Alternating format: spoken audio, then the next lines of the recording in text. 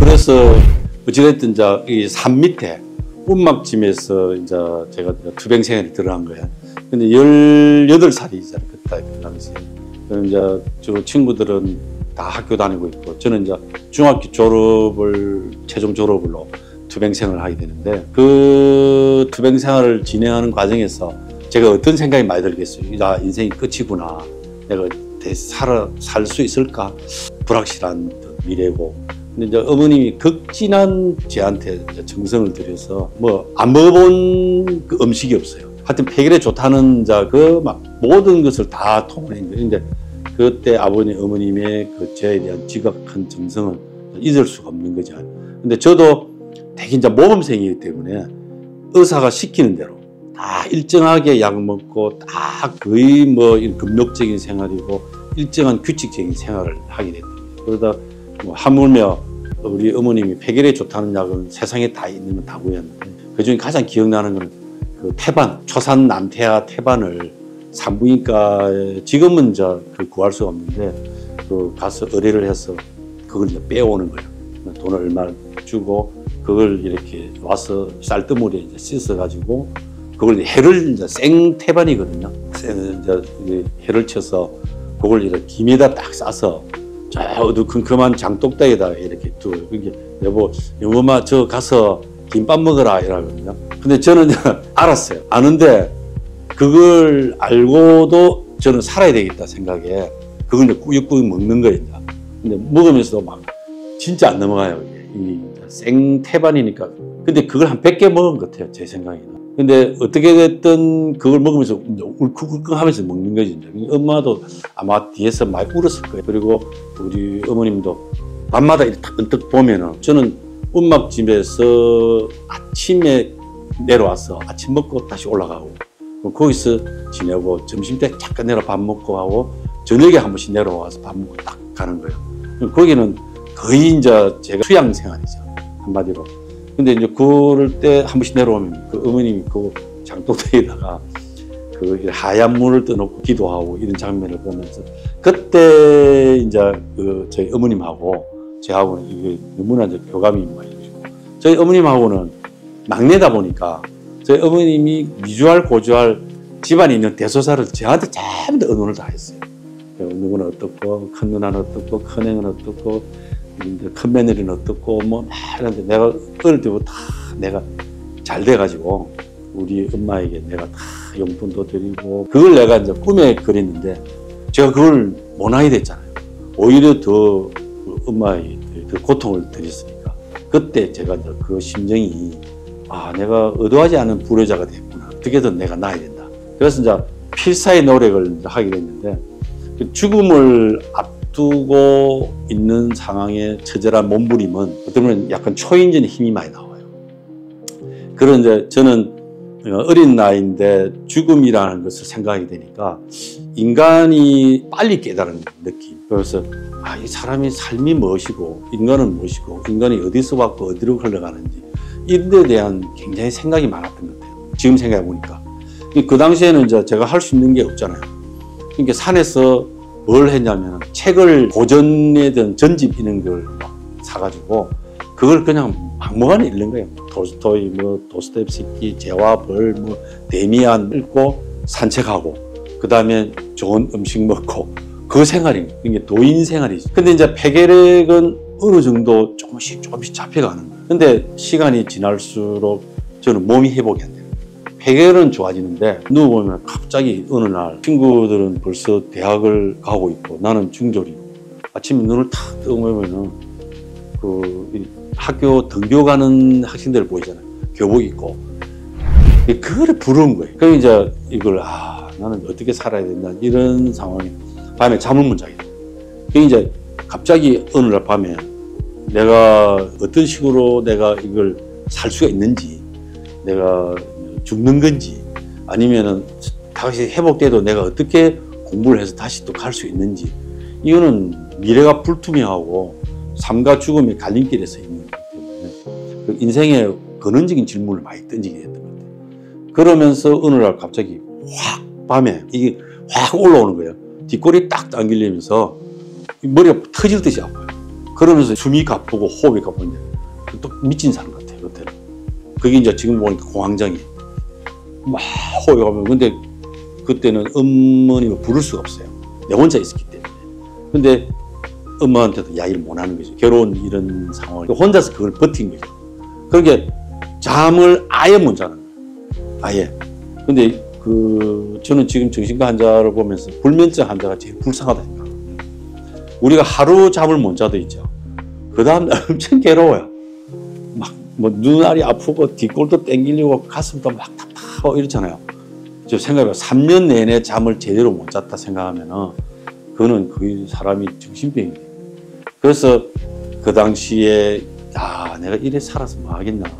내가 도저히 회복이 안 되겠다. 근데 폐결핵은 좋아지는데 몸은 회복이 안 되고 불면증, 공황장애 때문에 제가 이제 밤마다 하거든요. 사람이 그냥 완전 바삭바삭 말라가요. 지금 생각하면 그 당시에 사진찍을 보면은 피골이 상접한 거지. 그래서 도저히 안 돼가지고 부산에 이제 정신과 병원을 찾게 돼요. 둘째 누나, 제하고 초등학교 때 저희 든든한 동반자 전적이 그분이 저한테 오라 해가지고 정신과를 갔는데 그 폐결핵은 양력 덕분을 많이 봤는데 이 정신과를 가게 되면서 가면은 주사를 주는 거예요. 주사를 주면은 그 당시에는 그냥 졸리는 거예요. 근데 이제 정신과 주사를 맞고 바로 그냥 누나 집에 갔어야 되는데 어린 나이에 하루는 부산 광복동을 호기심에 이래 돌아다니다가 내가 졸리는 거예요. 그래서 부산 그 역 앞에 있는 아리랑 호텔 그 계단에 자게 된 거예요. 근데 그게 노숙자죠, 거의. 근데 한 몇 시간을 자고 일어나니까 거의 뭐 그냥 행체도 몰골이 이상하고 있는데 그럼 막 비몽사몽에 버스를 이제 타가지고 누나 집에 가는데 도저히 서 있지를 못하는 거예요. 그때 그 여자분이 앞에 천사 같은 여자가 그걸 벌떡 일어나서 자기를 그 자세히 앉히고 그 왜 그러냐 이러니까 지금 보면 또 마약 먹은 사람. 그래 이제 이 사정이 이렇고 누나 집이 이렇다. 누나 집까지 그 여자가 데려준 거예요. 예. 그러고 가버리시죠. 그런데 이제 그렇게 하는 것이 반복이 됐던 거죠. 그러다가 제가 좀 막 그냥 이제 약간 지친 거죠. 포기하고 싶은 생각이 많았던 거예요. 그래서 그냥 이거 막 이러다가 죽으면 좋고 막 그래도 살면은 이거는 내 운명이고 하나의 이제 성부수를 던진 거죠. 그게 뭐냐면은 순복음교회라고 산책하는 길에 순복음교회가 있었어요. 동산교회라고 있었는데 그 조용기 목사하고 김용인 목사하고 최자실 목사님인데 김용인 목사님이 그날 부흥회로 오신 거예요. 그래가지고 내가 지나가는데 딱 끌려요. 그래서 이제 그 교회를 이제 들어간 거예요. 아무도 없는데 혼자 딱 들어갔더니 좀 뭔가 간절히 매달려야 될 것 같은 느낌. 그래서 내 혼자서 눈을 감고 있으니까 그 목사님이 나오신 거예요. 왜 그러냐 내가 이랬다니까. 김용인 목사님이 최자실 목사님하고 부흥회 한다. 그때 한번 오라. 그럼 뭐 이래 믿지나 저래 믿지나 좋다 해가 오게 됐어요. 근데 그게 30일간 작정 기도예요. 아침에 이제 금식 기도하고 아침에 가는데 근데 이거는 참 진짜 기적적인 거거든요. 한 며칠 지나서 꿈을 꾸는데 십자가에 그 독수리 있죠. 독수리가 딱 꽂히는 거예요. 이 화살로. 그런데 독수리에 피가 쫙 흐르는 거예요. 그럼 내가 봐도 이건 뭔가 이상한 꿈이다. 저는 꿈을 되게 많이 꾸거든요. 그 이후로. 그래서 그 아침에 갔더니만 그 최자실 목사님이 그날 특별히 오신 거예요. 여기 어느 청년이 그걸 알고 그랬는지 아니면 던진 건지 지금도 잘 이제 불가사의한데 이 청년이 정보가 샜는지 모르겠지만 나았다. 일어나라 하는 거야. 질병이 나았다. 근데 그 마랑이 뇌를 지모하는 것 같은 거야. 이제 안 일어나려고 했는데 이거 안 일어나고는 안 되겠는 거예요. 그래서 벌떡 일어났었어요. 일어섰는데 주변에서 뭐 그냥 할렐루야 하고 막 난리 난 거야. 그런 게 갑자기 제가 방언이 터진 거예요. 근데 그게 이제 저한테는 이제 치유의 하나의 그 시발점인지 몰라요. 그 이후로 어찌됐든 내가 치료가 되겠다는 생각, 긍정적인 마인드가 올라오기 시작하는 거예요. 그런 과정에서 제가 이제 그래도 그 끝나고 나서 또 희미해지는 거야. 그래서 그때 이제 기차를 타고 그냥 가다가 그 이국 선생님이라는 보살님을 만나게 기차에서. 이게 이제 기독교와 불교가 동시에 나오는데, 그 이제 이분이 딱 지금도 생각하면 그분이 이국 선생님이 약사보살이신데, 이분이 저로 청님 진짜 얼굴이 안 좋다. 무조건 내리라는 거야. 이 사람이 신들린 사람이에요. 그래 갔더니만 저 산길을 따라가니까 소 여물거리는 냄새가 나더라고. 그래서 내가 눕히더니만 그 당시에 여기 피 빼고 여기 뜸 자국도 아직 있어요. 뜸 주고. 그래서 거기서 15일을 기거한 거예요. 집에서 난리 났죠. 애가 가출되고 없어질 때. 그런데 한약을 주는데 이게 이제 한의사가 되게 된 계기거든요. 그때 제가 그 한약 먹고 침 맞고 하는데 3년 만에 처음으로 푹 잔 거예요. 그래서 그때 내가 마음속에 이거 뭔가 이상하다.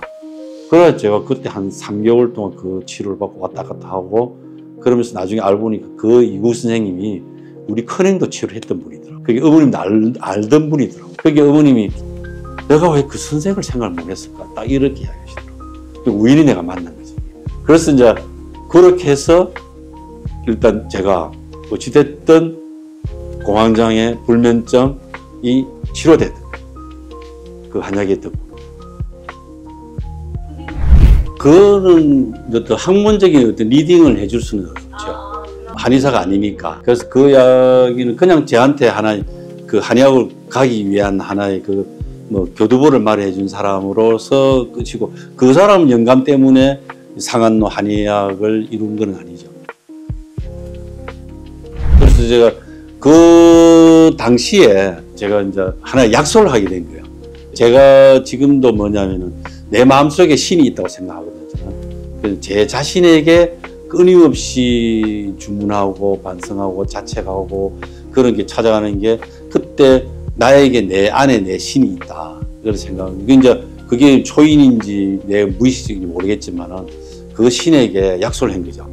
그 당시로서는 이제 하느님이 될 수도 있고 또 예수님이 될 수도 있고 있지만은 지금은 이제 그 신으로 대치를 해서 이야기하자면은 이렇게 내가 도박을 한 거죠. 나를 하나 구제해라. 구제할 가치가 있다. 구제해주면은 당신이 원하는 만인을 구제 내가 하는 삶을 살겠다. 그 약속을 그때 하게 돼요. 그 부흥회할 때. 근데 그 약속을 지금도 제가 신념처럼 이제 가지고 한의를 하게 되는데, 그 약속을 지키려고 부단히 애를 많이 써요. 조금 억지로 가다가도 아니지, 초심을 잃으면 안 되지. 이것이 그 당시에 저로서는 내를 버티게 해준 그게 덕목이었고, 그 다음에 이제 막상 이제 그 불면증 공황장애하고 폐결핵이 이제 3년 만에 어떻게든 회복이 된 거예요. 회복이 됐지만은 또 막상 또 현실로 다가오잖아요. 보따리 내라라는 식으로. 막상 현실은 제가 중졸이고 어디서부터 다시 이 매듭을 풀어야 될지 막막한 거지. 근데 그때 제 생각에 어릴 때 제가 원래 우리 둘째 형님이 그 어린 시절에 되게 저를 되게 아끼면서 당신이 가서 잘 안 된 부분에 있어서 저를 많이 가르쳤어요. 어릴 때 그 대목이 좀 빠졌는데, 그 양반이 어릴 때부터 저를 막 꼬챙이 가지고 쑤시면서 영어 단어를 다 외우게 하고 초등학교 졸업하고, 그래서 그때 외웠던 영어 이게 거의 뭐 대학원까지도 활용할 정도로. 근데 그분이 화가예요. 화가. 저희 둘째 누남도 서예가고 집안이 약간 이래 예술계 계통으로 좀 있는 사람. 두 분이 화가인데 제가 그 그림을 어릴 때 가르쳐 줬어요, 저한테. 근데 그 그림을 배워가지고 간단하게 써먹었는데, 제가 전국 대상을 받은 거예요. 이게 나무 그림이 이래 있는데, 근데 제가 그 당시에 막 전국 조선일보 주최한 전국 대상을 받고 이러니까 나 화가 하겠다 이랬는데, 그 이제 둘째님이 화가 절대 하지 마라. 이거는 고생하는 길이다 해서. 근데 되게 그림에 대한 욕구가 많았어요. 그래서 가만히 생각해 보니까 내 예술적인 기질을 살리면서 생활을 거기다 해결할 수 있는 게 뭘까 생각하면 사진사를 제가 하고 싶었어요.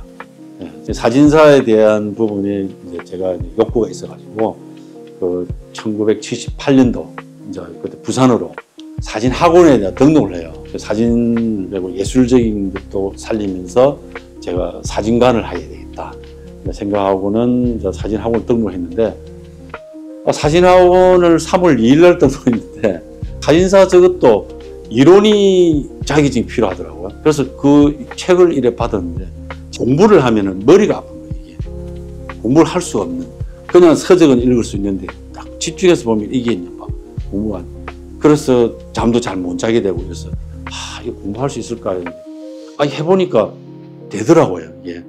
그래서 이럴 바에는 다시 그러면 대학을 들어가자. 그래서 검정고시를 하게 돼. 이래 주거나 저래 주거나 좋다 해가지고 부산 누나 집에서 이제 기거를 하면서 검정고시 학원을 등록을 해요. 학원을 등록했는데 그때 마침 또 운명적으로 검정고시가 그 이전에는 각 지역에서 시험을 치르는데 제가 하는 78년도는 전국 단위로 정부에서 문교부에서 주최를 하게 됐어요. 그 1회에 제가 검정고시 전국에서 주최하는. 그러니까 쉽게 나올 수밖에 없는 거죠. 그게 4월 15일, 8월 15일 시험이 두 번 있는데 제가 3월 5일 날 등록을 했으니까 약 41밖에 시간이 없는 거예요. 그러니까 4월 15일은 시험적으로 한번 치보고 8월 15일 날 본격적으로 준비를 하자. 딱 쳤는데 다행히 시험지를 가보니까 고등학교 2학년까지 제가 공부를 잘했잖아요. 그 내용이 그냥 이 수준이 거의 뭐 문제가 없는 거예요. 그럼 뭐 거의 만점 받다시피 했는데 수학이 이제 딱 40점 나오고 이게 꽈락이 있었거든요. 수학이 40점, 평균 점수 60점이면 되는데 수학에 제가 한 문제만 틀렸어도 다시 딜레이 되는 거예요. 군대 문제라든지 그게 40점 만에 제가 합격을 했어요. 그래서 4월 15일, 40일 만에 검정고시를 합격한 거예요. 그때 그 희열은 대학을 갈 수 있는 거잖아요. 그럼 뭐 일사천리로 다시 대학교 가는 재수, 삼수죠. 근데 그 공부하면서도 되게 힘들었어요. 몸이 약하니까 그 막 하다가도 코피 터지고 밤에 막 이제 잠도 잘 못 자고 근데 그 누나가 되게 이제 지역정석으로 많이 보살펴 주는데 어찌어찌 해서 예비고사 치고 본고사 치고 했는데 다행히 점수가 희한하게 잘 나왔어요. 그런데 경희대가 그때는 수학 2고 이제 원광대가 2개밖에 없었거든요. 원광대가 수학 1이고 그래서 제가 수학에 엄청 약해요. 국어 영어는 강한데 수학에 물리, 화학 이런 쪽이 이과계통이 아닌 거지. 그래 이제 쳤는데 국어 영어는 만점 맞았는데 내가 봐도 수학은 내가 보기 75점 만점 25점밖에 거의 떨어졌다 생각하고는 임상 변호사하고 물리치료사 그 신구 전문대학 있잖아요. 성남에 그 원서를 사러 갔어. 거기에 가려고. 제가 이제 이런 이제 과정을 거치면서 제가 참 겸손하게 제가 만일에 엉망대 한의학과를 못 갔으면 물리치료사나 임상병리사가 됐을 거예요. 근데 종이 한 장 차이잖아요. 이게. 근데 지금 간호사나 이런 데로 보면 똑같은 거야. 신분 차이라는 게. 근데 제가 그 상황에서 이쪽으로 갔었으면 제가 한의사가 못 되고 흘러서 갔을 거 아니에요. 그럼 인생이 또 어떻게 바뀔지 모르잖아요. 근데 다행스럽게도 엉망대 그 가보니까 거의 꼴찌로 붙었을 것 같아요. 그냥 딱 있는 거 이름이. 그게 제 인생의 이제 하나의 격치였죠. 그 제가 중졸에서 검정고시 고졸, 그 다음에 대학생이 된다는 꿈도 못 꿨는데 그것도 또 한의과 대학까지 이렇게 들어 내가 꿈이 그냥 이루어지는 기적이죠, 기적. 이 3년이란 그 시간이. 그래서 그때는 제가 어떻게 그 발표를 보고 집에 왔는지 되게 기억이 잘 안 나요. 얼마나 흥분했는지. 그거 막 저 교정을 부르고 전화를 이제 어머니하고 엄마도 막 놀래고 아버지가 그래도 마지막에 딱 가니까 전북 익산이거든요. 익산에서 진해까지 가는데 한 8시간, 9시간 걸려요. 그때는 교통편이 안 좋아가지고 대전 갔다가 대전에서 마산 갔다가 마산에서 진해로 가니까 밤에 도착하니까 딱 아버님 막걸리 상을 딱 보는. 우리 아버님은 소를 키웠기 때문에 소 여물 끓이고 짝두하는 거는 달인이시거든요. 그러니까 내가 이제 한의를 차리면 내가 짝두도 자르고 막 그때 뭐 제가 뭐 아버지하고 나하고 이제 끌어안고 그러는데 딱 6개월 만에 돌아가시지. 그 해 제가 대학교 입학하고 그 해 기말고사 치려고 하는데 아버님이 위독하시다. 그 해 돌아가셨어요. 막내 아들 이제 졸업하는 것도 못 보시고 그냥 바로 돌아가셨어요. 한의과 대학을 들어가면 지금도 생각하면 제 인생의 황금기인 것 같아요. 그 생각해 보세요. 그냥 거의 꿈에 그리던 대학 생활을 하게 되니까 거의 이제 대학 생활 자체가 저한테는 하나의 주어진 메시지다. 이거는 제가 이제 신이 내려준 선물이다. 여기서 제가 이제 다시 실패하면은 이제 되돌릴 수 없다. 그래서 제가 이제 건강에 대한 건강 연혈증이 있었어요. 대학을 다니면서 그 한의학에 대한 열정은 이거는 타의 추종을 불허하는 거죠. 그래서 거의 청교도적인 생활을 하게 돼요.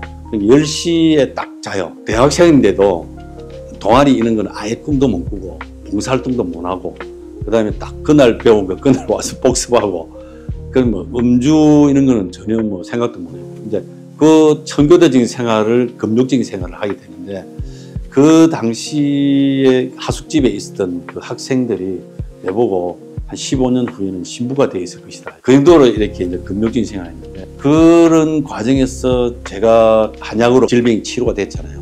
그를 비밀을 풀기 위해서 그 과연 이 한약이 질병을 치료하는 의학이다. 그래서 제가 이제 하나의 목표를 정한 거죠.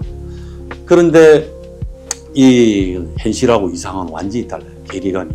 이제 한의과 대학에 제가 의학을 배우러 갔는데 의학이 아니고 이거는 하나의 철학을 가르치는 거예요. 추상적인 의학이고 제가 알고 싶은 내용들이 안 나오는 거예요. 되게 이제 저는 이제 갈등이 많았고 방황을 많이 하게 돼요. 그 학문에 대해서. 그렇지만은 분명히 있을 것이다 하고는 6년을 이제 투자를 했는데 그 과정에서 제가 우리 집사람을 만나게 되는 계기가 뭐냐면은 좀 더 거슬러 가야 돼요. 이거는 이야기가 제가 초등학교 때 저희가 짝사랑했던 여자가 있었는데 이 학생이 그 가수예요. 가수 성악을 치고 나는 그림을 잘 그리고 이래서 둘이 꼭 상타로 나가면은 둘이 이랬는데 너무 예뻤어요. 이 친구가. 근데 이 친구가 약간 음악만 많이 하고 그 다음에 공부는 별로였어요. 그래서 자기가 내한테 약간 열등감을 느끼는지 중학교 3학년 때 그 친구를 학원에서 우연히 보고 내가 이제 편지를 전달해주고 근데 너무 이쁜 거예요. 근데 얘는 자꾸 나를 이제 멀리하는 거예요. 근데 제가 아까 삼수하고 제가 추락하는 그 시기에 얘는 가수로 데뷔를 해요. 근데 얘는 성공을 하고 나는 완전 추락해. 얘하고 묘한 이런 크로스인데 그 소문이 영범이가 니 때문에 병이 났다, 쓰러졌다 이런 소문이 난 거야. 그 애가 미국 코트를 입고 자기가 위로해주러 온 거야. 나는 완전히 이제 비참한 상태고 다방에서 만났는데 내보고 장갑을 쫙 풀면서 그 멋진 여자들 있잖아요. 너 그따위로 살아서 어떻게 살 거야? 뭐 이런 식인 거야. 내한테 이야기를 엄청난 모르는데 그래서 내가 두고 봐라 그런 수모를 다한 거예요. 근데 내가 어찌됐든 삼수를 해가지고 예비 소집하는 날 이 친구가 암이 걸린 거야. 이 친구가 죽는다. 유방암으로. 그래서 내가 예비 소집하는 날 그 집에 찾아갔어요. 내가 안 만나겠다는 거예요. 그래서 시험 치는 전날 있죠. 한숨도 못 잤어요. 그 애 때문에. 그래도 성적이 다행히 나왔는데 죽었죠. 첫사랑이 죽었고 그 다음에 둘째가 또 뭐냐면은 두 번째가 제 초등학교 짝지였어요. 짝지였는데 이 친구가 대학을 못 갔어요. 대학을 못 갔는데 제가 이제 대학을 들어가고 나서 이 친구 제 동창회에서 만났는데 이 친구가 그 짝지니까 그런데 집에 가면은 그냥 놀러오라 하고 이러는 거예요. 근데 그 집에서도 엄청 잘해주는 거예요. 꼭 사위처럼 대해주는 거예요. 그럼 나는 친구처럼 생각했는데 이상하게 이래가지고 조금 이상한 쪽으로 이제 흘러가는 거예요. 그럼 뭐 나도 뭐 그냥 뭐 이렇게 이제 흘러가는 쪽으로 이제 했는데 이 친구가 제가 방학 때 온 날에 약간 2학년 때 근데 우리 친구가 소방서에 다니는데 그 당시에 성폭행을 당했어. 그래가지고 임신을 하게 된 거예요. 그 유부남한테. 근데 집에 영범이 만나러 간다 하면서 자살해버렸어요. 그 버스에 오는데 친구. 제가 뭐 경찰서에 불려가고 이랬거든요. 그래 뭐 그 과정 2개를 겪으면서 나는 만나는 여자만 다 죽는구나. 이런 이제 징크스가 걸린 거예요, 제가. 그래서 대학교 나는 여자를 만나면 안 된다. 비혼주의를 주창한 거예요, 제가. 근데 희한하더라고요. 비혼주의를 주창하니까 여자들이 더 신비감에 쌓여가지고 더 다가오는 거지. 그런데 이제 우리 이제 두 사람이 이제 등장하게 되는데 저는 몰랐는데 예과 2학년 때 방학 때 내려와가지고 바바리를 입고 그때 제가 5년 차이거든요. 오연차인데 뒤에 중학생이 있어요. 제가 대학교 2학년 때고 중학생인데 그 옆에 앉은 여학생이 누구냐면 우리 친구의 여동생이에요. 근데 내보고 오빠 오빠 이러는 거예요. 근데 그때 우리 집 사람이 얘를 처음 본 거예요. 그 중학생이 대학생을 보면 얼마나 그 동경의 대상이겠어요. 그게 저희 집 사람이 저한테 첫눈에 반했던 거예요. 그런데 그 세월이 지났지. 3년이 지났잖아요. 그러니까 본과 1학년 때 우리 친구가 집에 놀러 오라는 거예요. 우리 집 사람이 대학교 1학년 때 집에 놀러 갔더니만 컨셉이 딱 이루어져 있는 거야. 우리 집 사람이 피아노 앞에 딱 앉아있고 하얀 옷을 입고 제가 이제 이 색감이 되게 뛰어나기 때문에 우리 집 사람이 언제 이제부터 옷을 다 알아요. 제가 기억하면 놀래거든요. 그러니까 다 컨셉에 이 세팅을 딱 해놓은 게 그때 제가 이제 우리 집 사람 딱 반한 거지. 칼융이 젬마 자기 아내를 만났을 때 16이 만났을 때 이 애가 내 아내구나 하고 딱 느낌. 저도 그 느낌에 뭔가 이 다른 느낌. 근데 제가 이제 약간 좀 이중적 성격이 있어가지고 여자를 만나면 안 된다는 생각. 비혼주의. 그 다음에 좀 더 좋은 여자가 있을 것이라는 생각. 그게 내가 아까 이야기했지만 결혼은 비즈니스다. 만약 결혼한다면은 내가 잘해야 된다. 이런 생각이 많았고 만나려면은 제대로 만나야 된다. 완벽하게. 그리고 경상도 여자보다는 서울 여자를 만나야 된다. 이런 나름대로 기준이 딱 있었어요. 근데 이상하게 끌리는 거예요. 이게 이제 제가 이제 어쩔 수 없는 운명적인 요소가 끌려가는데 그러면서 우리 그 6개월 동안에 이제 우리 두 사람이 우리 사람 되게 좋아했던 거예요. 이거는 결혼하고 들었어요. 근데 나중에 보니까 한 6개월 동안 우리 두 사람이 막 가자하고 뭐 이런데 제가 그때 우리 두 사람하고 정을 떼려고 머리도 안 감고 막 나가고 우리 두 사람이 그것을 엄청 상처를 받았어요. 우리 두 사람은 진정성을 가지는데 저는 이제 약간 그게 비협조적이고 막 약간 바람둥이 같은 느낌도 들고 다른 여자 이야기도 하고 뭐 이런 이야기 하니까 우리 집 사람 이야기에 대해서 딱 마음의 문을 닫아버린 거예요. 그런데 묘하게 닫았는데 한 번씩 방학 때 오가지고 전화를 하면은 또 쪼르르 나와요. 그걸 차 마시고 이게 연인인지 오빠 동생인지 어정쩡한 관계가 몇 년을 가는 거예요. 그런데 제가 딱 이제 졸업 때쯤 돼가니까 이게 오빠 동생 사이인 거예요. 이게 연인 같지가 않고 오빠 동생으로 지내다가 제가 이제 어느 정도 이제 약간 비혼주의가 좀 희미해지는 거야. 희미해지기도 하고 이 좀 다른 여성분들하고 이래 비교를 해보니까 계속 비교 우위로 우리 집 사람이 계속 떠오르고 그 다음에 제가 이제 결혼을 염두에 두고 이제 졸업할 때쯤 돼서 큰 마본지를 샀어요. 문방구 가서 A, B, C 여성을 다 이렇게 두고 장점과 단점을 적은 거예요. 이제 A, B, C를 두는데 우리 집 사람이 단연 압도적으로 장점이 많은 거예요. 그걸 이거는 좀 제가 볼 때는 결혼을 할 때 약간 이 메시지로 좀 주고 싶어. 이거 필요하다 생각했잖아. 왜냐하면 막연한 것보다는 좀 더 구체적으로. 근데 그때 제가 확신을 딱 가지고 우리 집 사람이 비교 우위적으로 굉장히 점수가 높구나. 그게 데이트할 때 자기도 돈을 쓰고 이런 부분이 있잖아요. 근데 다 보면은 모든 남자가 다 책임지기도 하고. 그래서 우리 집 사람이 되게 의리가 있고 되게 정이 많고 그런 측면이 되게 강해요. 그리고 좀 정의롭고 그리고 남자를 되게 키워줄 수 있는 그런 인물이에요. 그래서 여러 가지 조건과 모든 상황을 따지고 심성 따지고 보니까 우리 집 사람이 1등을 한 거예요. 점수를 제일 많이 딴 거예요. 그럼 그때 제가 이제 딱 마음 작정하고 그러면 제가 마음 먹으면은 얼마든지 내가 당신하고 결혼하겠다 하면 난 올 줄 알았거든. 천만에 이거는 완전히 착각인 거예요, 이게. 그래서 졸업하고 제가 이제 우리 집사람하고 그 당시 그 해바라기 노래 난 이제 사랑할 수 있어요. 이 노래를 따가지고 자존심이 있어가지고 이제 내 감정에 승복하기로 했다. 청혼을 한 거죠. 걸어가면서 비가 오는 날이 항상 우리 집사람이 너 생각해보겠다. 그러니까 제가 그동안 한 5, 6년을 만나면서 전혀 확신감을 안 줬던 거죠.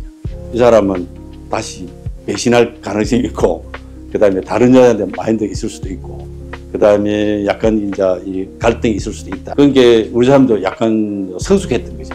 그 당시에 엄청 많은 선이 들어오고 막 이랬던 거예요. 그러니까 이제 저는 그 당시에 한의사라는 게 그 당시에는 크게 두드러지지 않았어요.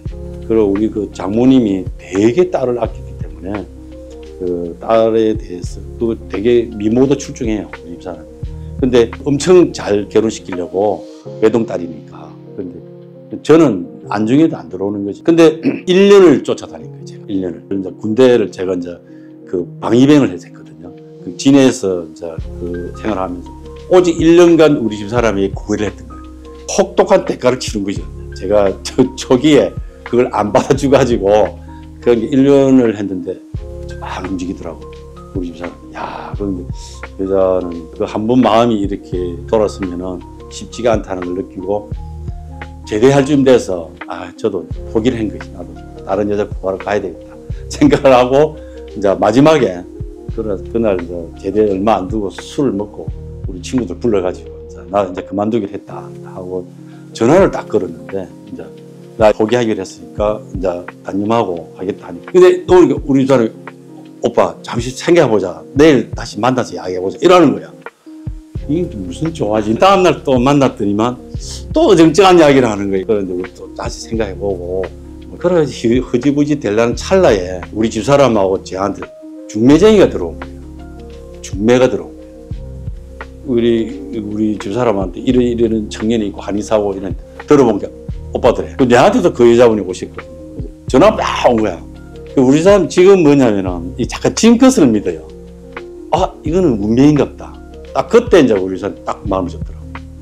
그런 게 이제 그리고는 1년간 제가 이제 한의사가 되고 봉직의로 이제 1년간 할 때 그때 1년간 이제 아주 서로 되게 열애를 했죠. 그때는 우리 사람이 완전히 뭐 그냥 올인.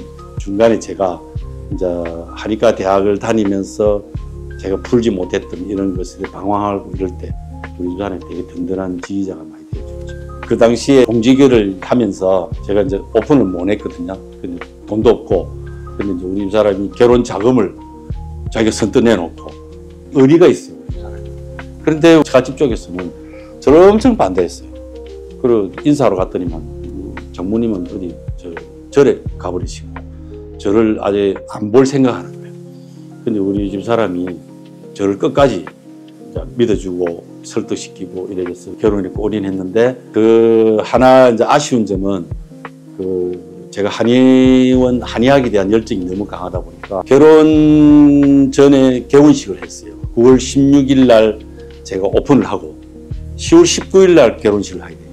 그러니까 결혼은 뒷전이기 때문에 그래서 신혼여행도 제대로 못 가고 한의원에 어디 올인하다 보니까 그 이제 저는 한의학을 성공을 하면은 우리 집 사람은 행복할 것이다 생각했는데 그때 신혼여행 못 가고 내가 한의학에 더 열중하고 여기에 대해서 조금 소홀했던 것에 대해서 한의원 처음에 신혼 때부터 공부에 열중하고 애 육아 문제 이런 것도 전적으로 우리 집 사람이 다 하게 되는 거죠. 그래서 제가 오직 한의학에 이제 투신하게 되는 거죠. 이제 요부터 이제 한의학 이야기가 이제 나오기 시작합니다.